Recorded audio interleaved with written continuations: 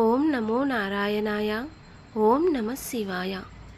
ద్వాపర యుగంలో ఇంకా కొద్ది రోజులు ముగిసిపోయి కలియుగం రాబోతుండగా ఒకరోజు శ్రీకృష్ణుడు బలరాముడితో అవతార పరిసమాప్తి జరిగిపోతుంది.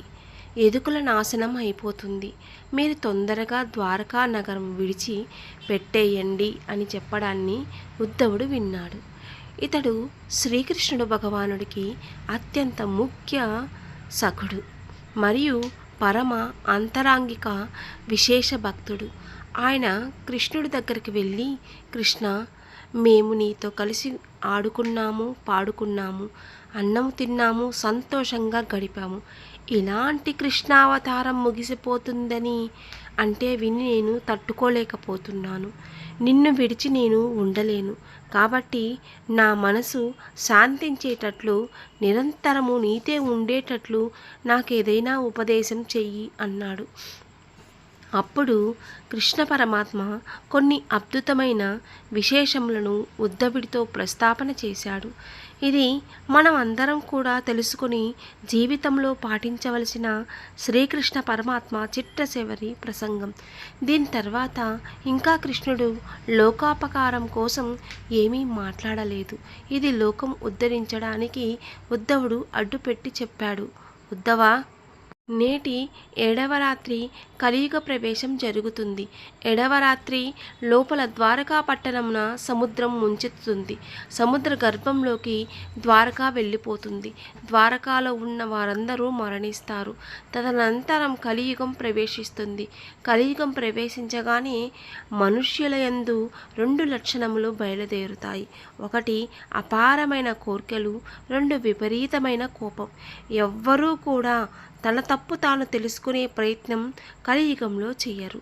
కోరికల చేత, అపారమైన కోపము చేత తమ ఆయుర్దాయమును తాము తగ్గించుకుంటారు. కోపము చేతను, అపారమైన కోరికల చేతను తిరగడం వలన వ్యాధులు వస్తాయి. వీళ్ళకు వ్యాధులు పొటమారించే ఆయుర్దాయమును తగ్గించి వేస్తాయి.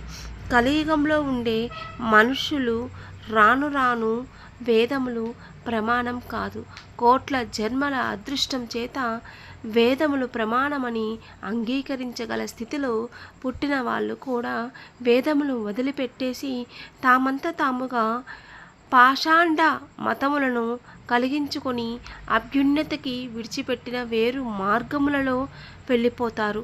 అల్పాయుర్దాయంతో జీవిస్తారు. రాజయోగం చేయడం మరిచిపోతారు.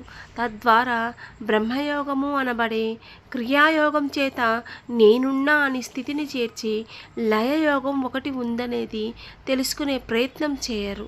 ఆడంబరాలకు ప్రాధాన్యం ఇస్తారు. ఉపవాసములను తమ మనసులను సంస్కరించుకోవడానికి, ఆచారములను తామంత తాము పాటించడానికి వచ్చాయి. రాను రాను కలియుగంలో ఏమవుతుందంటే ఆచారములను విడిచిపెట్టేయడానికి ప్రజలు ఇష్టపడతారు.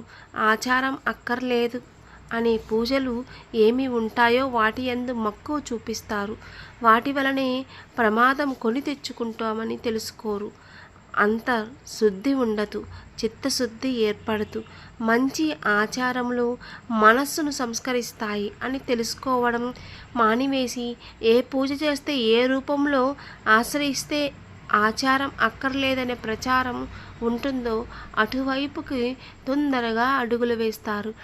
కానీ దాని వలన తాము పొందవలసిన స్థితి పొందలేము అని తెలుసుకునే లేకపోతారు. ఇంద్రియములను వసులు అయిపోతారు. రాజులే ప్రజల సొమ్ము దోచుకుంటారు. రాజుల మీద తిరగబడతారు. ఎవడి పాండిత్యమును బట్టి, యోగ్యతను బట్టి గౌరవం ఉండదు.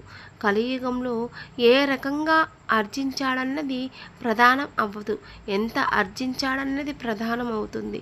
ఎవడి ఐశ్వర్యం ఉన్నదో వాడే పండితుడు. భగవంతుని పాదములు గట్టిగా పట్టుకొని ధరించిన మహాపురుషులు ఎందరో ఉంటారు. అటువంటి మహాపురుషులను తిరగాడిన ఆశ్రమాలు ఎన్నో ఉంటాయి. కలియుగంలో ప్రజలు అందరూ గుళ్ళు చుట్టూ తిరిగే వాళ్ళే కానీ అటువంటి మహాపురుషులు తిరుగాడిన ఆశ్రమాలు సందర్శనం చేయడానికి అంత ఉత్సాహం చూపరు. అటువంటి ఆశ్రమంలో కాలు పెట్టాలి, అటువంటి మహాపురుషుల మూర్తులు సేవించాలి. కానీ అక్కడక్కడకు వెళ్లకుండా హీనమైన భక్తితో ఎవరిని పట్టుకుంటే తమ కోరికలు సులువుగా తీరగలవని ఆలోచన చేస్తారు. ఈశ్వరుని యందు భేదములు చూపిస్తారు. కాబట్టి నీకు ఒక మాట చెబుతాను. ఈ వాక్యమును నీవు బాగా జ్ఞాపకం పెట్టుకో. ఇంద్రియములను చేత ఏది సుఖమును ఇస్తున్నదో అది అంతా డొల్ల. అది మీ మనుష్య జన్మకు పాడు చేయడానికి వచ్చిందని గుర్తుపెట్టుకో. దీని నుంచి దాటాలని నీవు అనుకున్నావంటే ఇక్కడి నుండి బదరికాశ్రమమునకు వెళ్ళిపో.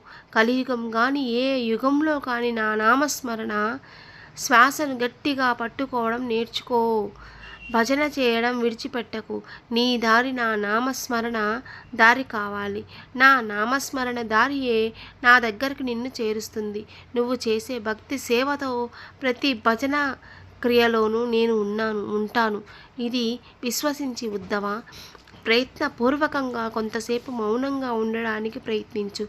మౌనము, జపము, ధ్యానము, ఇంద్రియ నిగ్రహములు చేయుట, నోటిలోని మౌనము, మనస్సులోని మౌనంతో ధ్యానంతో కూర్చునుట, నన్ను సేవించుట మొదలగు పనులు ఎవరకు వారు పాటించడం మొదలుపెట్టేవారు జపము, ధ్యానము, ఇంద్రియ విగ్రహం చేయుట, నన్ను సేవించుట మొదలగు పనులు ఎవరు పాటించడం పెట్టారో వారు మెట్లెక్కడం మొదలు పెడతారు. ఇది శ్రీకృష్ణ పరమాత్మ ఉద్ధవుడికి ఇచ్చిన చివరి సందేశం. ఈ సందేశం ఉద్ధవుడు అనుకుంటే పొరపాటు. ఇది మన అందరి కోసం పరమాత్మ చెప్పిన సత్యం. ఓం జై శ్రీకృష్ణాయ నమః, వాసుదేవాయ నమః, మాధవాయ నమః. ఈ వీడియో మీకు నచ్చినట్లయితే తప్పకుండా సబ్స్క్రైబ్ చేయండి, షేర్ చేయండి, కామెంట్ పెట్టండి. సర్వేజన సుఖినో భవంతు.